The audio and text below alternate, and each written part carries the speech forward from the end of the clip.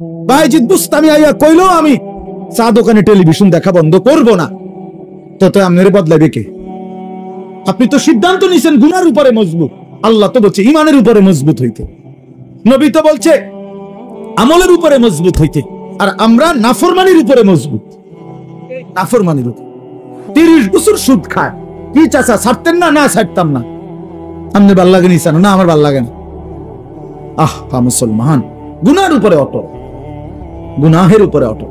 তোমরা ছেলেরা যারা বাবা 365 দিনে কোনোদিন নামাজ পড়ো না, তো তুমি সিদ্ধান্ত নিয়ে নিছো তুমি আল্লাহর নাফরমানির উপরে অটল। মনে রাখো বাপ, একদিন ফেরেশতা একটা লাথি দিয়া জাহান্নামে ফেলে দিবে। একটা লাথি দিবে, একটা লাথির লগে জাহান্নামে ফেলবে। মনে রাখো বাপ, তামাশা দুনিয়া না বাবা। কি ভাবছো তুমি? পড়ালেখা তো আমরাও করছি, জেনারেল লাইনেও পড়ছি, মাদ্রাসার লাইনেও পড়ছি। যথেষ্ট পরিমাণ পড়ালেখা করেই এটা বুঝছি যে কবর আসলেই সত্য, জাহান্নাম সত্য, জান্নাত সত্য। সত্য। পৃথিবীর সৃষ্টি থেকে নিয়ে আজ পর্যন্ত এত নবী, এত রাসূল, এত আউলিয়া, এত বুজুর্গ, এত আলেম, এত কিতাব, এত কিছু মিথ্যা হইতে পারে না। এত কিছু মিথ্যা হইতে পারে না। মিথ্যা এতদিন চলে না, মিথ্যা কথা এতদিন টিকে না। অতএব 1450 বছর থেকে আমাদের নবীর আমল থেকে প্রতিনিয়ত আল্লাহর কথা, কোরআনের কথা, আখিরাতের কথা, কবর হাসরের কথা বলা হচ্ছে, এগুলো মিথ্যা।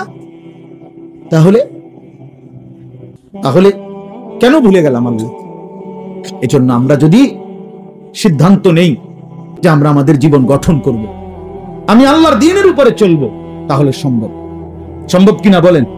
এই জন্য আন্তরিক হইতে হয়। এই কথাটা বুঝাইলাম, মনোযোগী হইতে হয়। আন্তরিকতা না দেখাইলে, মনোযোগ না দিলে, আপনি বিষয়টা দিলে উপলব্ধি করতে হবে যে আসলে আমার আল্লাহকে মানা দরকার, আমার রাসূল সাল্লাল্লাহু আলাইহি সাল্লামকে আমার মানা দরকার। আমার কবর আছে, আমার কবর হবেই হবে। আমার লগে সবাই না মরুক, আমি মরে যাব। আমার লগে সবাই একই সাথে মরে যাইতে হবে, এটা কোনো জরুরি জরুরি কথা বলেন না কেন? এটা জরুরি বিষয়। আমরা সবাই একই দিনে মরতে হইব, তাহলে আমি তো মরে যাব, আমি তো মরেই যাব। হাসলেও মরে যাব, কাঁদলেও মরে যাব, সুখে থাকলেও মৃত্যু, দুঃখে থাকলেও মৃত্যু, অট্টালিকায় থাকলেও মৃত্যু, কুড়ে ঘরে থাকলেও কি মৃত্যু। মৃত্যু আমার হবেই হবে, আমাকে একা চলে যেতেই হবে, সবাইকে রেখে আমাকে একাই ফিরতে হবে আমার আপন ঘরে, আমার কবরে, আমার হাসরে। অতএব আমাকে যেহেতু ফিরতেই হবে, আমাকে যেহেতু বন্ধু যেতেই হবে, যেখানে আমাকে নিশ্চিত যেতে হবে, এর জন্য প্রস্তুতি নেওয়াই ভালো। এটাই বুদ্ধিমানের উচিত। আজ যদি এমন হইতো কোনো না কোনো কৌশলে আমি মৃত্যু থেকে বাঁচতে পারলাম, বা কেউ কেউ বাঁচছে, তাইলে তো ঠিক ছিল, আমি সেই লাইনে চেষ্টা করতাম। কিন্তু সেটা কোথায়? এই পৃথিবী কাউকে থাকতে দিছে কিনা বলেন না কেন? তো পৃথিবীর মনে করেন 1000 বছর বয়স্ক কোন লোক পৃথিবীতে আছে যা 1000 বছর যাবত তুমি মরে না? পৃথিবীতে 500 বছর যাবত কোন লোক বেঁচে আছে এমন এখন আছে কেউ? তো তাইলে এই পৃথিবীর পুরাতন মানুষগুলোকে যেহেতু নিয়ে গেল, আমাকেও নিয়ে যাবে, আমাকেও নিয়ে যাবে। এই জন্য কিশোর নওজোয়ান এত অল্প বয়সে যদি চরিত্রহীন হয়ে যাও বাবা, বাকিটা হায়াত কি করবা বাপ? বলো ভাইয়া, 16 বছর বয়সে যদি এত নারী, এত ছবি, এত উলঙ্গ দৃশ্য, এত অস্থিরতা, এত অসভ্যতা, এত নোংরা কথাবার্তা, এত নোংরা জীবন, এত অল্প বয়সে যদি এতটা নষ্ট হয়ে যাও, পচে যাও, আহা বাপ, শেষ পর্যন্ত তোমার বয়স যখন হবে 60, 50, সেই পর্যন্ত তোমার হালাত কি হবে? কি হালাত হবে? বয়স্ক অনেক লোক আছে যাদের অনেকের অভ্যাস এরকম যে জুমার নামাজের দিন বয়ান হয়, উনি বসে বসে জুরায়। এই চাচারা কখনোই বদলায় না, যেমন আছে এমনই পড়ে থাকে। বিড়ি খায় তো বিড়িয়ে খায়, চা দোকানে আড্ডা দেয় তো আড্ডাই দেয়, টেলিভিশন দেখে, নাচ গান দেখে, তো এই বদ অভ্যাস 60 বছরও আর ছোটে না। কথায় কথায় গালিগালাজ করে, তো এই বদ অভ্যাস আর ছোটে না। কেন? আল্লাহর কথার প্রতি আন্তরিক না। নয়তো 30 বছর জুমার বয়ান শুনবার পরে একটা মানুষ তো পরিবর্তন হওয়ার কথা। 40 বছর, একটা বছরে 52 সপ্তাহ, খেয়াল করে দেখেন যে 52 সপ্তাহ এক বছরে মোট, প্রতি মাসে 4টা সপ্তাহ, তাহলে 4 12 48, আর 4টা মাস প্রতি বছর, আর অতিরিক্ত একটা জুমা আছে, 5টা জুমা, তাহলে 48 আর 4 কত? 52 জুমা। তাহলে 52 জুমা আপনার মহল্লায় আল্লাহর কথা হয়, কোরআনের কথা হয়, আপনার কি কোনো পরিবর্তন হওয়ার কথা না? 30 বছরে এবারে 52 দিয়ে পূরণ দেন, কতগুলো বয়ান হলো।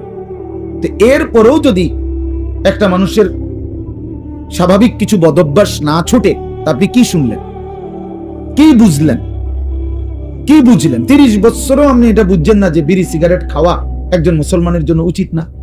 এটা আপনি তোলে আর বুঝবেন কখন? আপনি বুঝি 50 বছরও বুঝলেন না যে গালিগালাজ করা মুখ দিয়া এটা গুনাহ, এটা আপনি বুঝছেন না। এটা আপনি কি বুঝলেন চাচা বলেন? ইনসাফ কি বলে? 50 বছরও আপনি বুঝলেন না যে চা দোকানে এই যে নাচ গান নর্তকীর ছবি নাটক সিনেমা চলে টেলিভিশনে, এটা দেখা যে গুনাহ হারাম, এটা আপনি বুঝলেন না। তো আপনি কি ওয়াজ শুনলেন? এই জন্য বললাম আর কি, আসলে মূল কারণ হলো গাফেল। হয় বইয়া বইয়া ফান খায়, জুরায়, জিমায়, এই সদবদ, অথবা আমলের আগেই ফেলে দেয়। বলে তো কথা তো হুননি, হুজুররা তো কয় বালার লাগে, কয় কথা তো ঠিকই কয়, মানলে তো ভালো আসিল, পারিদ না, বা এটা কই উড়াই দিল আর কি, মানে এটা ফেলে দিল আর কি। এটা কথা হলো মিয়া, আপনি পারবেন না অথচ আল্লাহ আপনারে করতে বলছে, তো এটা তো জুলুম। আর আল্লাহ তো এমন জুলুম করতে পারে না। কোন বান্দা পারবে না অথচ তাকে আল্লাহ তাআলা সেই হুকুম পালন করতে বলছেন, এটা কি জুলুম না? কথা বলেন না কেন? এটা জুলুম কিনা বলেন? আমি বাঁকাই হইতারি না, আপনি আমারে কোন রুকু দিতাম, তো এটা জুলুম না? আমি নিচের দিকে যাইতারি না, আপনি আমারে বলেন সেজদা দিতে, তা আমার উপরে এটা জুলুম হবে না? তো আল্লাহ তাআলা আমাদেরকে রুকু দেওয়ার সেজদা দেওয়ার তৌফিক যোগ্যতা দিছে কিনা? তো জুলুম করলো কি বলেন? আমারে বলছে রাস্তার নারী দেখলে চোখ নিচের দিকে নামাই নিতে, এখন আমার চোখ নিচের দিকে নামে না, ঘাড় বাঁকা হয় না, তখন না আমি বলতাম যে আমার উপরে জুলুম করছে। এখন আমাদের ঘাড় নিচের দিকে নামানো যায় কিনা? তো তাহলে অসম্ভবের কি? আমার সুদ হারাম করছে, তো আমার জন্য কি ব্যবসা বা উপার্জনের বৈধ কোনো পন্থা রাখে নাই? কথা বলেন তো। তাহলে সমস্যা কোথায়? কোনখানে আটকাই গেলেন? আপনি পারেন না দিয়ে কইলেন কিতা পারেন না? আপনি কি বিড়ি খানা ছাড়তারেন না? আমি ডাক্তার বললে ডায়াবেটিস রোগী 30 বছরের অভ্যাস, যে বেটার চিনি ছাড়া চা খায় না, সেই বেটা চিনি ছাড়া চা খায় না, তো এটা ছাড়লেন কেমনি? 50 বছরের অভ্যাস মিষ্টি খাওয়া, এই লোকটা ছেড়ে দেয় না ডাক্তার বললে? তো আপনার ডাক্তার বললে মিয়া সামান্য দুনিয়ায় বাঁচার জন্য এত কিছু প্রিয় জিনিস ছেড়ে দিলেন, ডাক্তার বলার কারণে গরুর গোশত খাওয়া ছেড়ে দিলেন, অথচ আপনি জানেন ডাক্তারের আব্বাও যদি বাইটটা দেয় আমনেরে, তারপরও তো আপনি মরে যাবেন। মরবেন না? কথা বলেন না কেন? এমবিবিএস ডাক্তার যদি বাইটটা দেয় আপনার শরীরের ভিতরে, আপনি মরতেন না? তো তাইলে এরপরেও তো আপনি নিশ্চিত মৃত্যু আমাদের আসবেই। শতবার সেফ থাকলেও, শরীরের 1000 কোটি যত্ন নিলেও, 100 ডাক্তারের প্রেসক্রিপশন পরামর্শ মেনে চললেও মৃত্যু কি হবে না? তো তারপরও তো এগুলো ছেড়ে দিলেন, তো জাহান্নামের ভয়ে গুনাহ ছাড়বেন না কেন? আল্লাহর নাফরমানি ছাড়বেন না কেন? আল্লাহর ভয়ে বিড়ি খানা ছাড়বেন না কেন? জাহান্নামের ভয়ে টেলিভিশন দেখা ছাড়বেন না কেন? জাহান্নামের ভয়ে গালিগালাজ দেওয়া ছাড়বেন না কেন? বলেন, ইনসাফ করে বলেন। এই জন্য বাপ মূল বক্তব্য এই কথাটা যে মনোযোগী হওয়া দরকার। তাহলে এই জন্য বললাম, আমি আপনাদের কাছে আমার অনুরোধ, প্রত্যেকেই দেখেন, আমরা এটা যৌক্তিক কথা হলো যে আল্লাহর কোরআনের প্রতি আন্তরিক না হলে জিন্দেগি বদলাবেন। আপনি পারতেন না, এত সোজা না। কোরআন শরীফে স্পষ্ট আয়াত আছে, ওয়ালাউলা ফাদলুল্লাহি আলাইকুম ওয়া রাহমাতুহু মা যাকা মিনকুম মিন আহাদিন আবাদা। সাংঘাতিক আয়াত। আল্লাহ বলে, শুনো, তোমাদের উপরে আল্লাহর দয়া এবং রহমত যদি মায়া না হয়, নিজেই নিজেকে কশ্চিন কালেও কখনোই পবিত্র করতে পারবে না। কোরআন শরীফের আয়াত। আমি নিজে নিজে করবেন আমি ভালোই যাবো, জি না, এত রং না, ভালোই যাও। নষ্ট হয়ে যাওয়া সহজ, ভালো হয়ে যাওয়া কঠিন। কথা বোঝেন নাই কথা? স্রোতের সাথে ভেসে যাওয়া এটা সহজ, কিন্তু স্রোতের প্রতিকূলে উল্টা দিকে দাঁড়ায় থাকা কঠিন। কঠিন। এই সমাজের প্রত্যেক ঘরে টেলিভিশন চলতেছে, আপনিও টেলিভিশন চালান, এটা তো সহজ, কিন্তু না চালানো এটা তো কঠিন। কথা বুঝেন নাই আপনি? না চালানোটাই না কঠিন, উল্টাটা কোন কঠিন, মানে টিকে থাকা।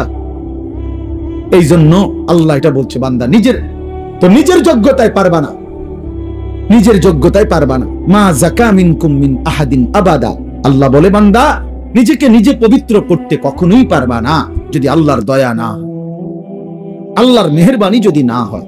ওয়ালাকিন্নাল্লাহা ইউযাক্কি মান ইয়াশা, আল্লাহ বলেন বরং আল্লাহই যাকে ইচ্ছে করেন তাকে পবিত্র করে থাকেন। আল্লাহ করেন, এটা আল্লাহ করে, আল্লাহ করে, আল্লাহ করে। গুনাহ থেকে বেঁচে থাকার জন্য আল্লাহর তৌফিক লাগে, আল্লাহকে সেজদা করার জন্য আল্লাহ তাআলার তৌফিক লাগে। মালিক দয়া না করলে হয় না, আল্লাহ রহম না করলে হয় না।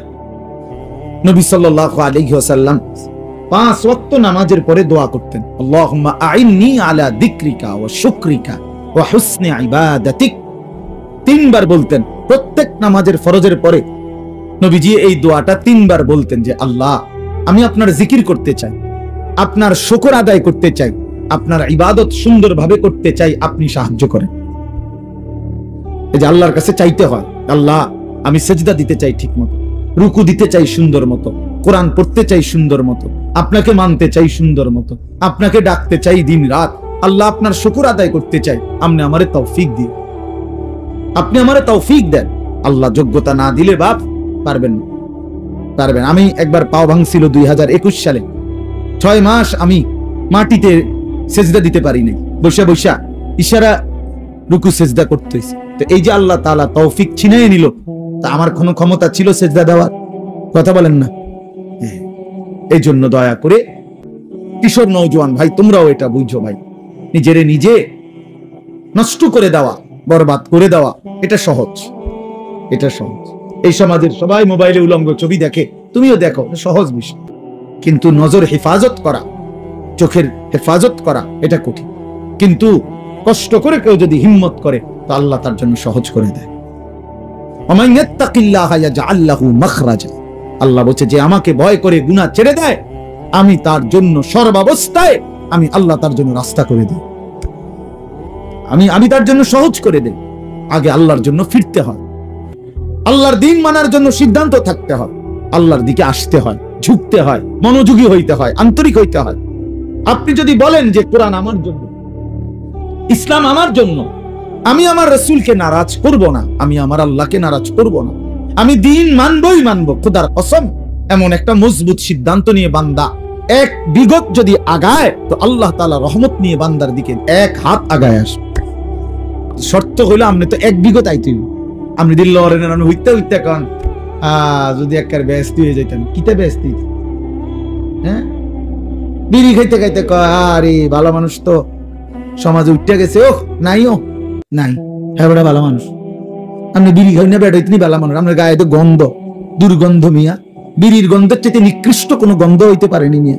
তাইলে কোন বিড়ি খুব তো পবিত্র মানুষ হইতে পারে না, কাউ না মিয়া, এটা একেবারে অপবিত্র মানুষ, ফালতু মানুষ মিয়া, এটা বদ অভ্যাস। কোরআনুল কারীমে আল্লাহ বলছেন জাহান্নামীদের খাবার, জাহান্নামে যেটা দেওয়া হবে, লা ইউসমিনু ওয়ালা ইউগনি মিন জু', জাহান্নামী খাবারের মধ্যে কোনো পুষ্টি নাই, এটা তার শরীরের মধ্যে কোনো স্বাস্থ্য বাড়াবে না, আবার ক্ষুধাও মিটাবে না। কোরআনের আয়াত। ঠিক বিড়ি সিগারেট এরকম যে এটার দ্বারা কোনো স্বাস্থ্যও বাড়ে না, ক্ষুধাও নিবারণ হয় না, এই জন্য বিড়ি সিগারেট জাহান্নামীদের খাবার, জাহান্নামীদের খাবার, জাহান্নামীদের খাবার, জাহান্নামী খাবার। আগুন কোন মুমিনের পছন্দ হইতে পারে, মুসলমানের পছন্দ আগুন, নাকে মুখে দিয়া আগুন বাহির করা, এটা কোনো ইমানদারের প্রিয় পছন্দ হতেই পারে না, কোনো যুক্তি নাই, একেবারে ফালতু ছাড়া, বদভ্যাস ছাড়া। আখিরাত যার মনে নাই, পরকাল যার মনে নাই, কবর বলতে কিছুই জানে না, এই ব্যক্তির দ্বারা সম্ভব বছরের পর বছর বিড়ি খেয়ে যাও, ভুলে গেছে আখিরাত, মনে নাই আখিরাত, ও কিছুই মনে করে না আখিরাত, মনে করছে জিন্দেগি মানে এই বন, বিড়ি, চা, বিস্কুট, পান, সুপারি আর এই বেনবেনানি আলাপ সালাপ, খালাস, এটাই জীবন না, এটা জীবন না বাবা, এটা জিন্দেগি না। এজন্য দয়া করে ভাবতে শিখেন, আল্লাহর দিকে ফিরতে হবে, হিম্মত করতে হবে, হিম্মত করতে হবে। আল হিম্মাতু হিয়াল ইসমুল আযম, আরবিতে বলে হিম্মত সাহসিকতা, মজবুত একটা সিদ্ধান্ত, এটা ইসমে আজম। ইসমে আজম কি? কতগুলো দোয়া আছে হাদিসে, নবীজি সাল্লাল্লাহু আলাইহি সাল্লাম বলেন এগুলো যদি কেউ পড়ে, যা চায় আল্লাহর কাছে আল্লাহ তাই দিয়ে দেয়। এর মধ্যে দোয়া ইউনুস একটা ইসমে আজম, লা ইলাহা ইল্লা আনতা সুবহানাকা ইন্নী কুনতু মিনাজ জালিমিন। আল্লাহর নবী বলছেন এই দোয়া বারবার যে পড়তে থাকে আর কোনো কিছু আল্লাহর কাছে চায়, তো আল্লাহ তাআলা তার সেই দোয়া কবুল করেই করে।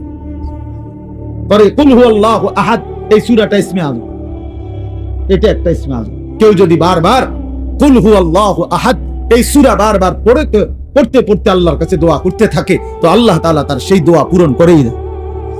ইসমে আজম বলে এটা।